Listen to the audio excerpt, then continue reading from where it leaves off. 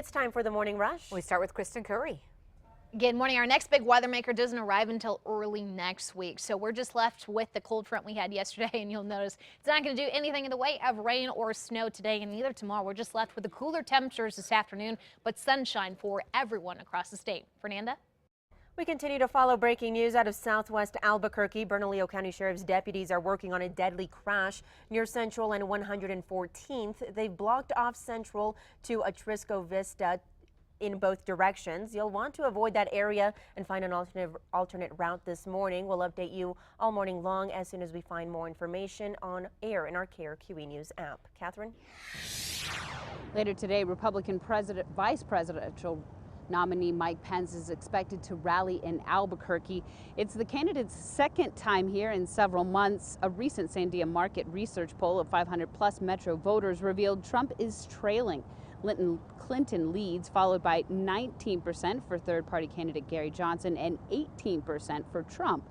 Bernie Sanders was here Tuesday asking voters to vote for Hillary Clinton. The rally today is at Embassy Suites near I-25 in Lomas. It's set to start at 6 o'clock. Doors open at 4. Fernanda? Governor Martinez has signed a couple of bills passed during the recent special session to address the budget shortfall. One of them will transfer $220 million in tobacco settlement money to the general fund. $131 million of that is designated to close the budget deficit for the last fiscal year. The other bill signed eliminated tax loopholes. This morning, a family's plea for help find their loved one. 28-year-old David Chavez went missing after hiking in the Pecos wilderness. His family says a state police search has been fruitless, so they've been searching for him on their own. They say a marijuana farm was found in the area where he went missing. They fear his disappearance could be connected to that. If you know anything about Chavez's disappearance, call state police. The FBI is searching for a bank robber who took advantage of the Halloween season. They say he chose to wear a white Halloween mask while holding up the Bank of the West in northeast Albuquerque yesterday afternoon. Police say he then took off in a maroon Pontiac Bonneville. If you know who this is, call police. New this morning, 8 people waking up badly injured following a gas explosion in Portland, Oregon. It happened less than an hour after a construction crew called the utility company and told them it hit a gas line. 3 firefighters, 3 civilians, 2 police officers were all injured. Officials have not determined what caused the gas to ignite. That blast destroyed a building and damaged several others nearby.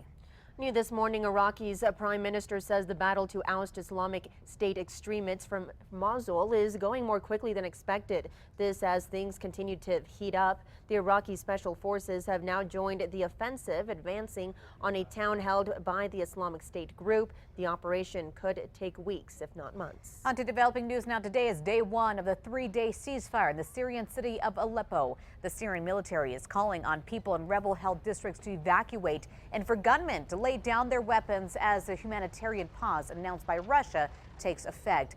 Moscow says a 3-day pause is to allow civilians and militants safe passage out of the eastern districts of that city. Kristen?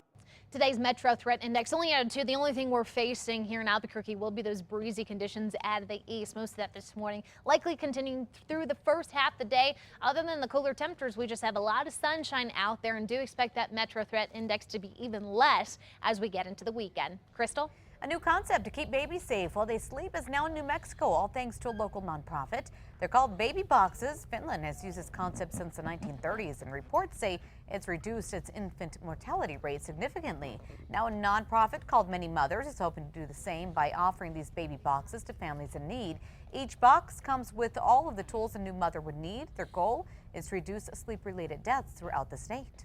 School districts in the heart of New Mexico's oil region are reporting student enrollment declines amid an oil and gas downturn. Lovington Superintendent Leanne Gandy says her district is down around 80 students from the figure reported to the state for budget purposes last spring. Hobbs Superintendent TJ Parks says his enrollment is down 50 students from the same period. Time now for a check on that morning drive. Okay, we told you about the deadly crash during breaking news near Central and 114th Street. Traffic still closed in both directions there. There's also a crash at Carlisle and Montgomery. Other than that, everything's running smoothly.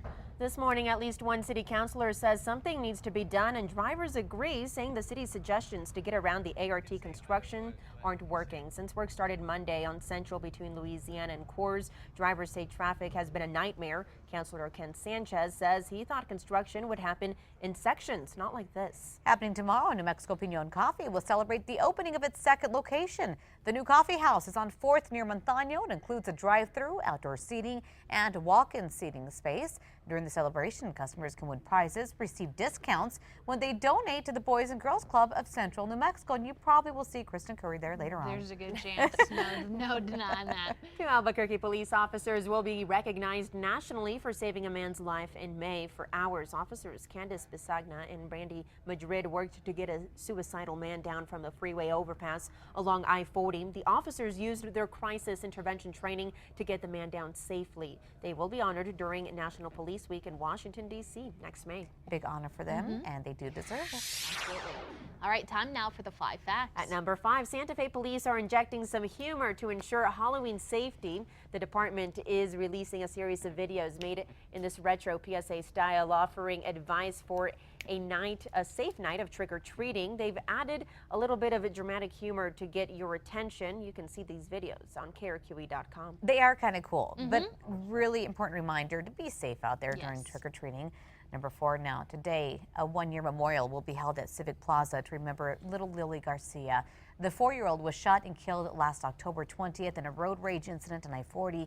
The memorial will include a balloon release. Everyone is invited to attend.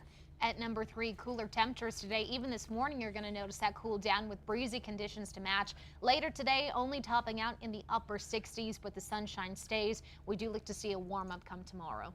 And at number 2 this morning, a New Mexico family is getting ready to take on state police in court, all to get answers 5 months after a man was killed by law enforcement. Angel Navarro was shot and killed by 2 New Mexico state police officers and the Socorro County Sheriff in May. Police believed he had carjacked someone at knife point, but officers never said if he was armed or threatened officers that day. Navarro's family is suing to see the video. State police say the case is still under investigation. Finally, number 1 this morning, a new CNN ORC poll suggesting Hillary Clinton won last night's 3rd and final debate, a debate that political experts say Donald Trump really needed to pull in more support. The two tackled big issues like immigration, the economy, and foreign alliances. Trump also said the sexual assault allegations against him totally false. As for Clinton and the hacked emails, she said the Russian government is engaged in espionage against Americans. The biggest question left unanswered, though, if Trump would accept the outcome of the election should he lose. Trump said we'll have to wait and see. However, his campaign manager later said he will accept the results. Okay, we have a lot more coming up on KRQE this morning, including this. Parents, listen up. Our very own Dave Romero, he's going to be looking up information for you on how you can decide what school you want your child enrolled in. We'll have that. We're also talking about the Making Strides Walk, which you know you will be there too. Yeah. It is Breast Cancer Awareness Month, so we'll have all the details on that. We'll see you on the other side.